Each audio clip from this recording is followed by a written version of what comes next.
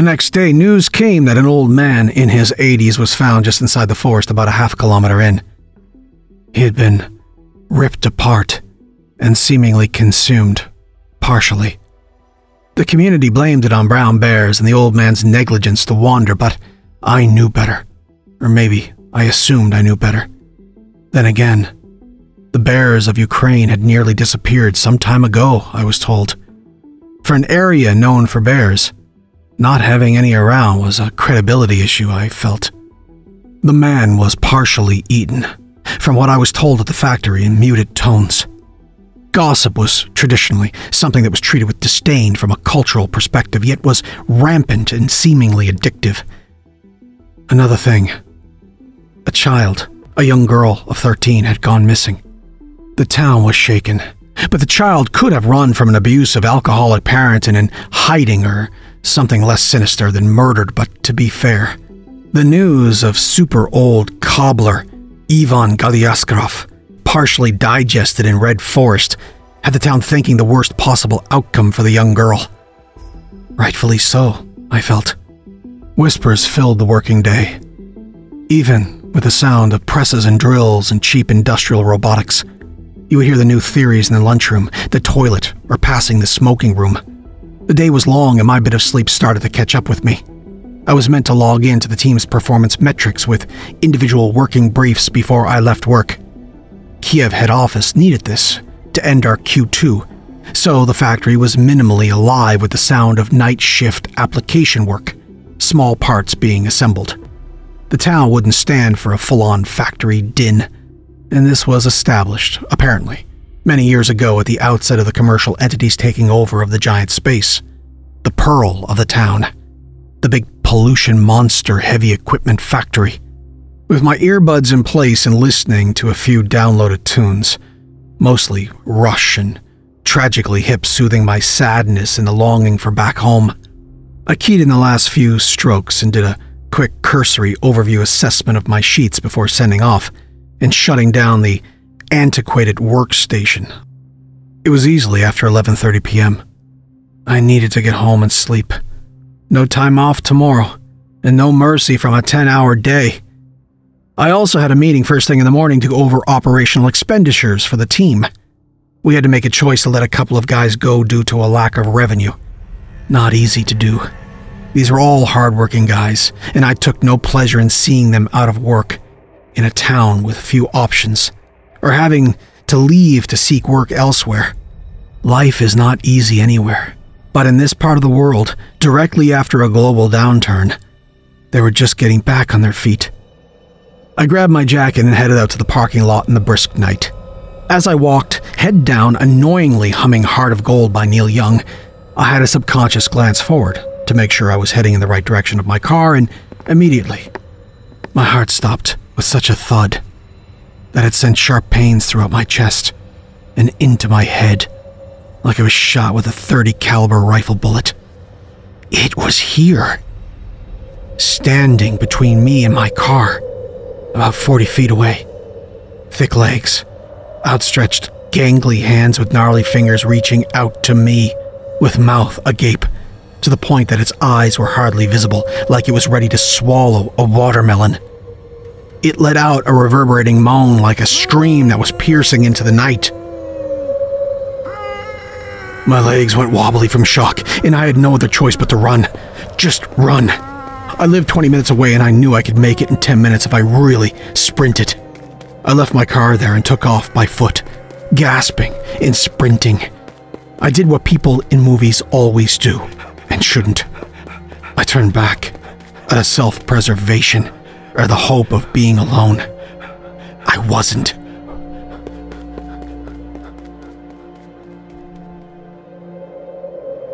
It was running, like an awkward monkey galloping on all fours, its trunk-like legs pushing forward with obvious power, and its long arms keeping balance.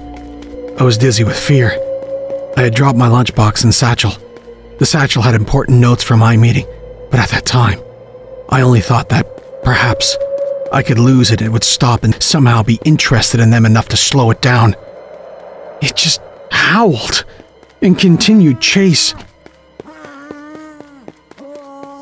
dove for my front door, fumbled with keys, and as the darkness gave birth to it, into the light of my apartment main door, ambient lighting, I rushed in and slammed it behind me. The door was thick, made for security. I felt that perhaps I was safe, but this thing was full of surprises, and I don't know what would happen. I stayed curled up in the stairwell and avoided my apartment. The stairs locked automatically also, so I felt mostly secure. It howled like it was in pain outside, not so far away. I passed out immediately. I was awoken in the morning with an intense shock, with a shake on the shoulder from a neighbor asking if I was okay. I had slept on the landing of the stairs in a fetal position. I had managed to sleep in a puddle of vomit also. It was a mess. Slowly, half asleep and completely cramped up, I made my way to my apartment and fell onto the couch after a needed face wash and clothing change. It was daytime. It somehow was safe. I missed a day of work, called in with a fake flu, and it was joked that I was a weak little Yankee man. I'm not American, I keep explaining to them. Somehow, I was able to sneak back to the factory parking lot to retrieve my car after I woke up at noon. Passing by a corner shop, the local news announced that one more person, a boy, had gone missing. If I hadn't been a natural runner my whole life, or a few pounds heavier, one more would have gone missing last night. Somebody needs to do something. Or perhaps it's time that I sign out from this carnival of freaks and hop a plane to where I need only contend with moose and rabbits and deer and the odd wolf. The image of this beast chasing me down was burned into my head. I was sweating profusely all day. My heart never seemed to slow. What happens if I have another late night?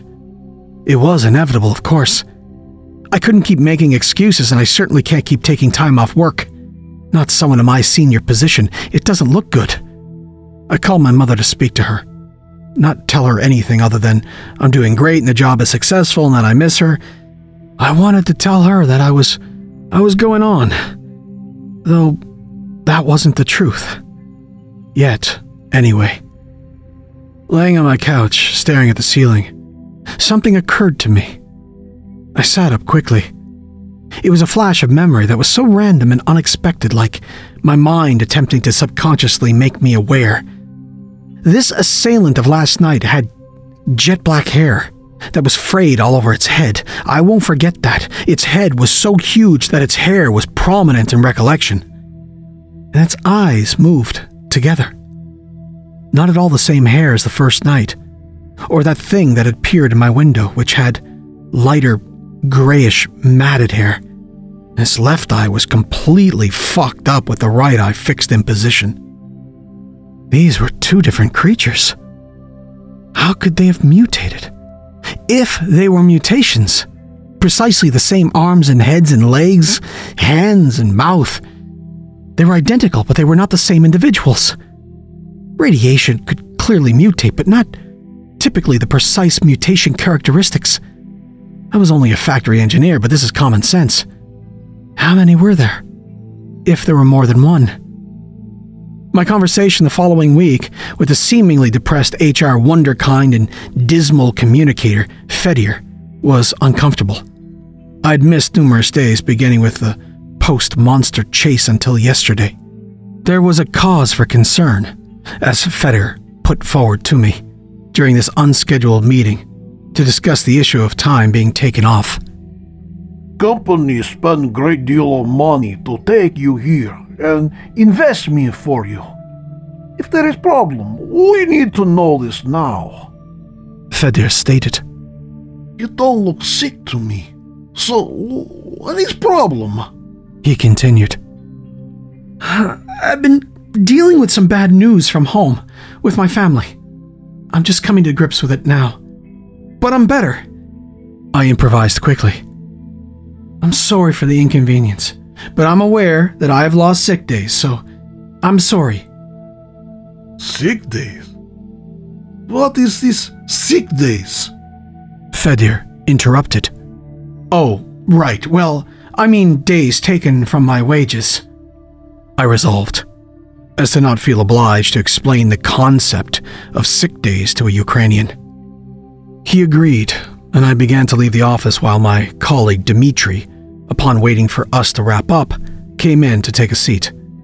I was moving to my office at the factory when I heard behind me in the office, Dmitri exclaimed to Fedor that two of our colleagues that Dmitri supervised were missing from work and not reachable by phone since their hunting excursion weekend. Curious. I'm sure they'll turn up. I passed it off. The work week concluded without incident. I needed to get away, so I took a weekend at the little inn a short bus ride away. A beautiful hillside area on a lake near the Belarus border. It was within the Alexandrovka area northwest of Pripyat. It was supposed to be beautiful. It would be relaxing. A lovely inn with what looked like 4 more acres of land, clearing with a joined forest in the back and river in the front, and what seemed like a working farm. 2 cows, few pigs, and a few goats in a gated corral in the back. The innkeepers, Piotr and Victoria Kostevsky, were great hosts and very kind, but mostly curious about me, the Westerner, and they showed great hospitality. They didn't get many Westerners and were happy to practice their English. Victoria and Piotr were meant to take a trip to America some years ago, but visas were refused on account of politics of the day, but always wanted to try again. He was a teacher in Pripyat for most of his life, and she worked as an optician in a little shop, but could have been a chef judging by her meals. Victoria made me a beautiful Slavic breakfast, including potatoes, eggs, sausage, porridge, and samiki. It was huge and much needed in contrast to my usual bland steaks and microwave cabbage rolls. I had no internet at the inn. Using the internet, they felt, was slightly garish during a stay at their beautiful home and unnecessary. Of course, they had it, but didn't like to offer it as to not have their guests distracted by rubbish. Clearly, they had gotten used to living in this beautiful detached country space. During breakfast, Peter was reading the local paper that was far outside of my linguistic reach, unfortunately. He looked concerned, let out a bit of a defeated gasp. Is everything okay, Peter?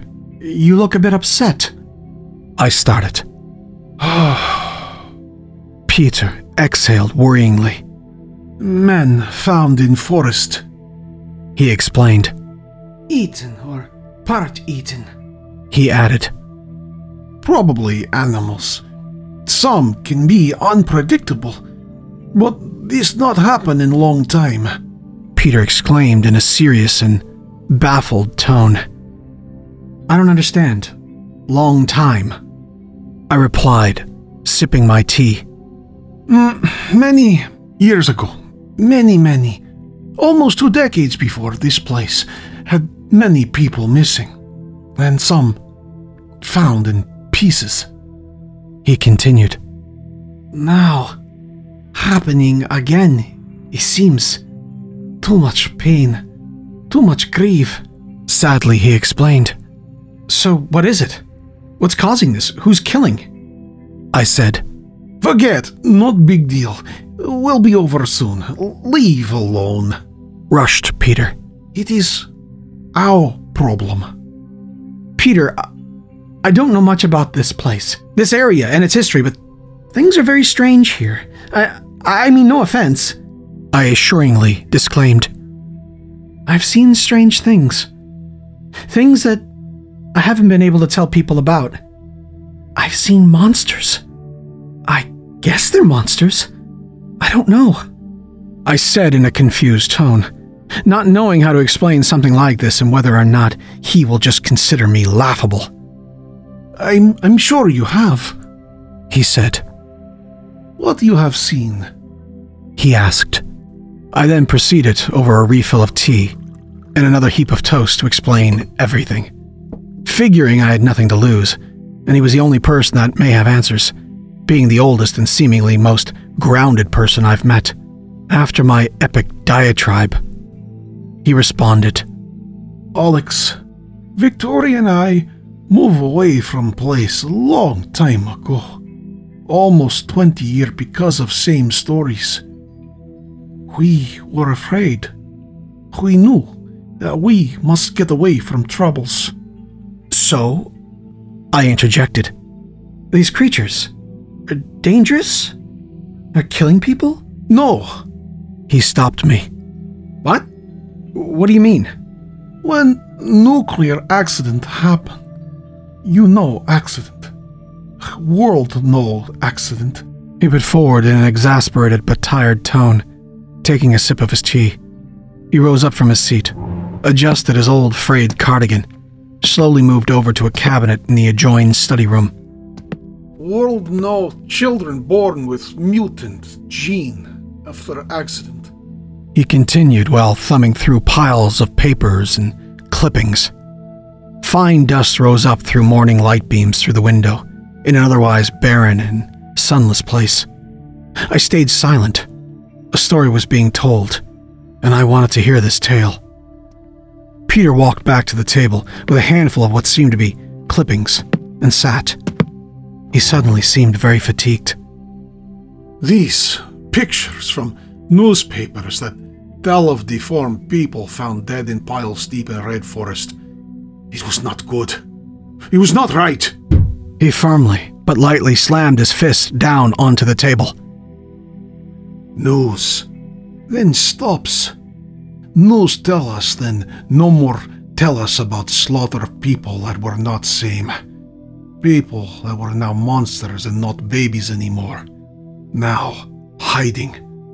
Adult mutants hiding and having baby. He looked down at the table away from the clippings. Sad, but emotionally angry. Victoria and I, we leave. Not right. Village went into forest to kill. Too many monsters coming into village at night for food. Garbage. Anything to feed their people, but scaring too many. Women, children not feel safe. Just too much for village. Many men enter forest, find and kill monster people. He took a deep breath. He looked directly at me and leaned forward with his cup. What not known to people is killer, not monster people. He whispered slowly. Killing of village people start only after mutated people slaughtered. He added. I was then completely perplexed. I felt like I was beginning at level 1, all over again. What the? Wolf. He interrupted. Sorry, what? I replied. Very hungry, very quiet, very dangerous. They kill all bears until almost extinct. Only 1,000 or more bears left. This was not good for ecosystem, but eating villagers, not good for anyone. He said. It seemed almost funny, but my mind couldn't go there. Then Wolf disappeared. We did not know how, but killings ended, and Wolf disappeared.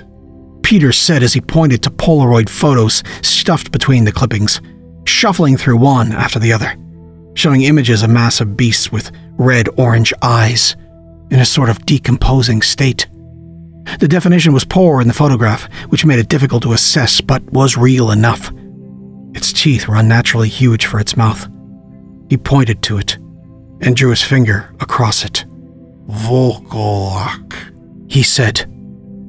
What is a Volko? What is that? I curiously interrupted. Cursed wolf creature. But I will explain later. It was killed and not eaten. I can't explain, he said. This was maybe 15 years ago, over some time. This killer wolf extinct and nobody know why happens. Even attack my Victoria, who escaped. Then we move here, away from forest. Lis Chudovisko, kill it. They survive in hiding. They protect forest. They protect village.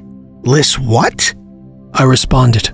Lis Chudovisko, forest monster. Many years back, we had no name for mutant forest people. We called them forest monster because it was, we thought, only what we knew. Chudovisko, he warily explained. I was gobsmacked. Suddenly I was forced to see this creeping in the dark of night ghoulish race of beasts as innocent protectors? As something that was not trying to harm me. How could this be true? I would need CIA-level conditioning to convince me of this after I've been self-saturated with terror from these Chudo things. Hippo heads. It's easier to say. Peter continued. But also wolves survive and come back now. Maybe why you see now Chudovisko. They warn Pripyat villagers. Not most effective early warning system, but they only know simple ways. He added.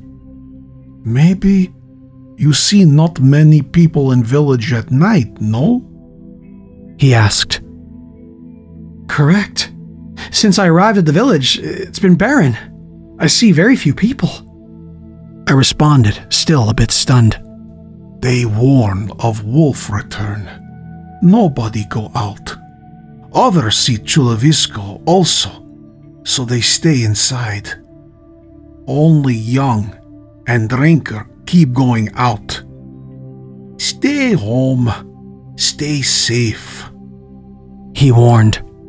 It's not worth investigate.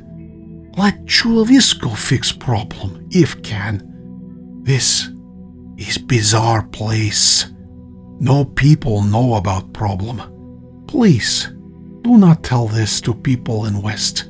We do not need, how to say, outside He stammered with the word. Outside intervention. Interference. I understand. I interjected. Yes, that word, intervention, please, will do no good. It will pass. Thank you, Alex. This made sense to me. This thing chased me because it wanted to make sure I was not harmed, not in the street, and home where it was safe. How ludicrous would this thought have been when I was watching it grin at me? Not a malevolent grin. It was maybe just showing itself to not be a threat, in some sort of challenged way. Goddamn nightmare way to do that. The grin, as I remembered, absolutely screamed, hella creepy clown. I decided to get upstairs and pack my stuff and get back home. I thanked Peter. I told him that I would try to keep safe until this end, and I hope that it does. He nodded with a slight, uncomfortable grin. Walking away, I stopped and turned. I needed to know something. I'm sorry, Peter. I'm curious. Why were you in the forest? I mean, when you took that photo, why were you there if you knew it was unsafe? If you knew that the wolves could get you?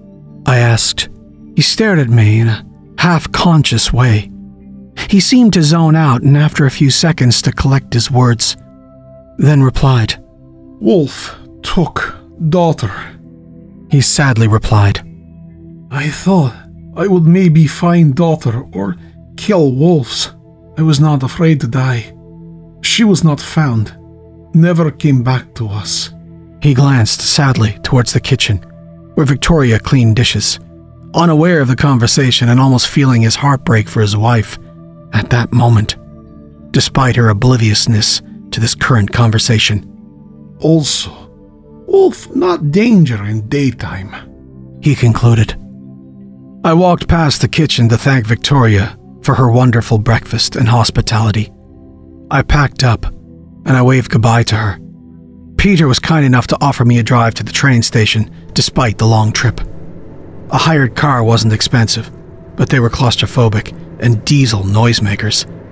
The conversation during the drive didn't move outside of the parameters of politics. The drive was just over 1 hour, and I was dropped off just before my 4:20 p.m. train ride. Peter rushed my bags out of the car and expedited a rapid-fire goodbye that seemed congenial, but he seemed in a hurry. After all, the ride was long, getting him back just by nightfall, and with the first full moon of the month approaching, he needed to hurry Victoria into her heavy restraints. Some were consciously resistant to metamorphosis, but none could ever deny the moon. Sorry, I'm really getting ahead of myself. I've made a decision. The landscape was too strange. I didn't sign up for this, as they say. I felt better than I had in weeks from an incredibly peaceful weekend in the country. I would have loved to spend more time if I could afford more time away from the factory and if the Kostevskis were not closed this week for guests. The weekend brought more unfortunate news. The vanishing of an old lady from just outside of Pripyat. She was allegedly taken from her home, door busted off the hinges, and gossip acquisition from the factory floor explained claw marks and blood, but no body. I booked my flight to ensure I could get a seat on the weekly flight that would depart back to Toronto via London, England.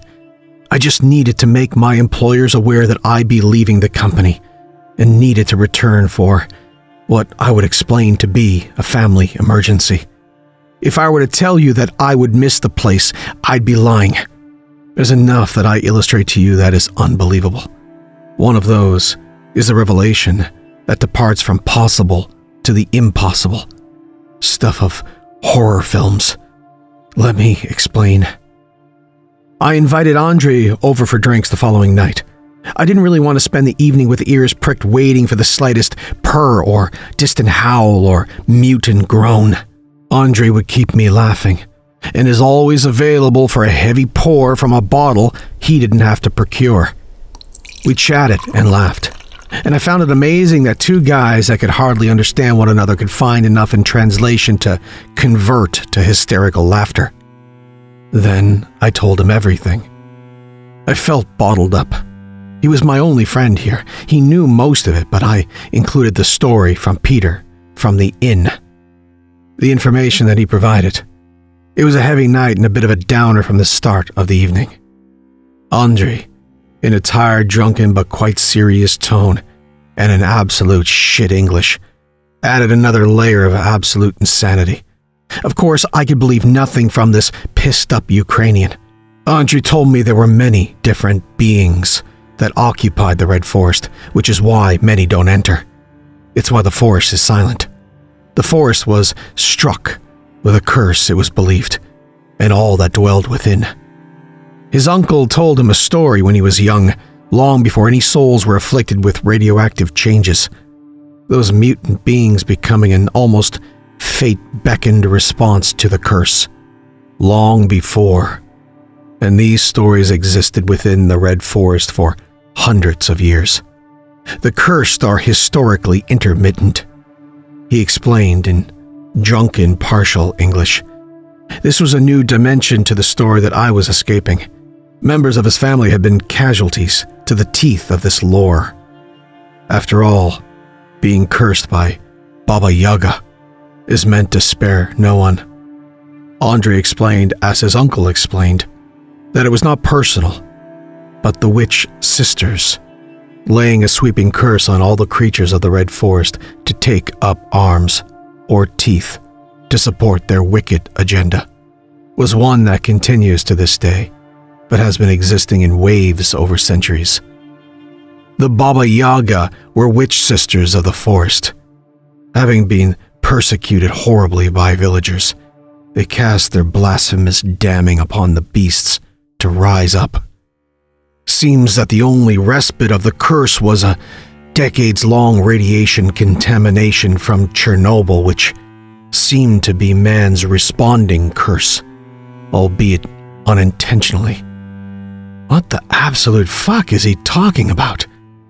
Clearly, I knew he was providing fiction, and it would almost be entertaining if he didn't make it creepy by acting so serious. I was ready to sleep. It was 2 a.m. We both had no work the next day since the factory was being inspected and all the equipment was being tested. It was nice to have this long weekend. I asked Andre to take the couch and I'd make him some nice strong Western-style coffee tomorrow. But he was insistent on going home.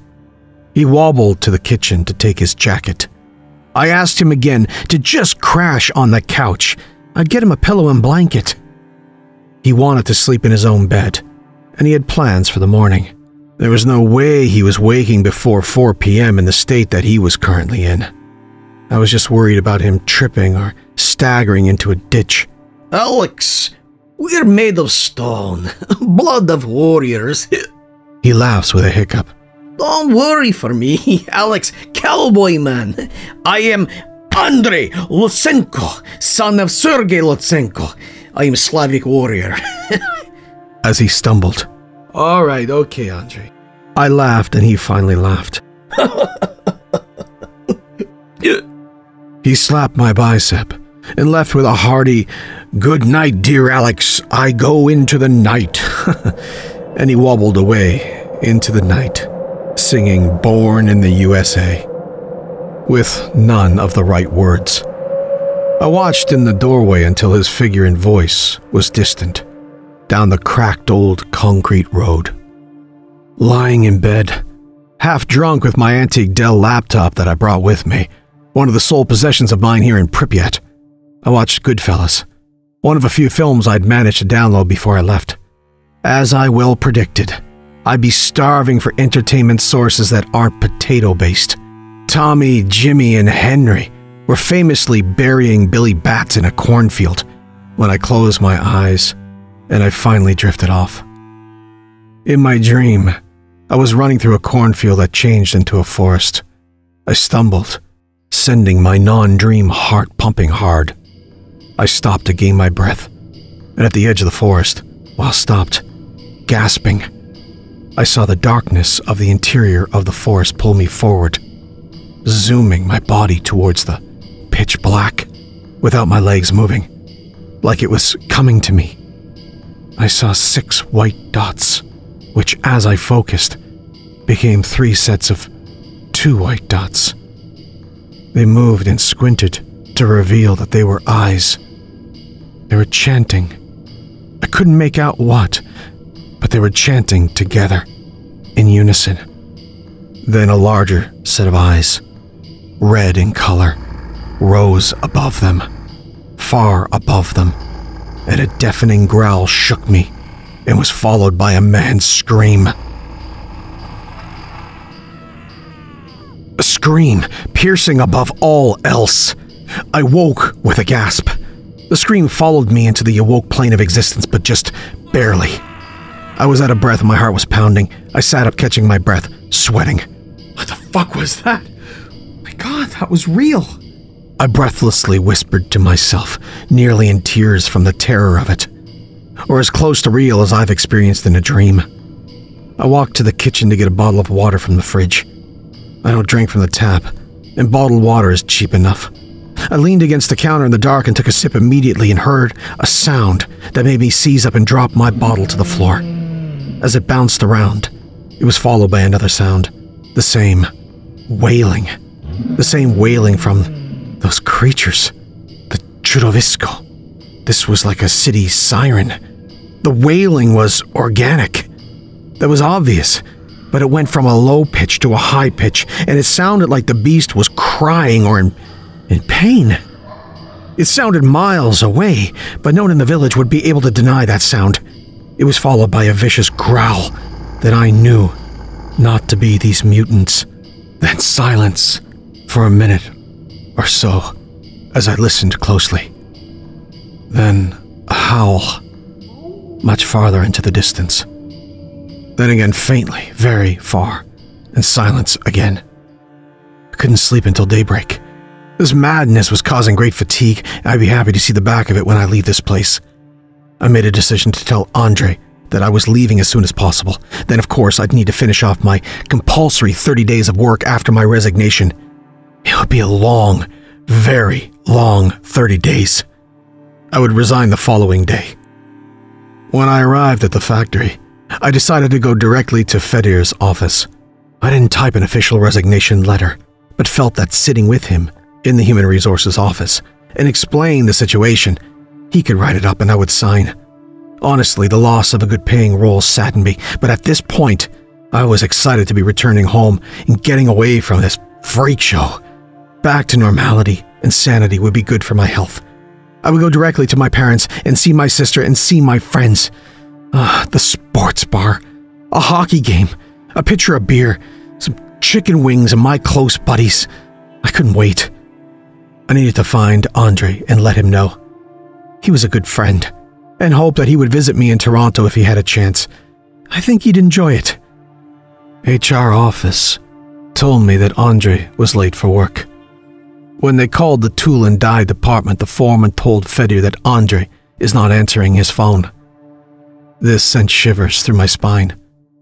Surely he got home okay and is perhaps having some extended hangover. I would discover, tragically, that my worst fears would be realized.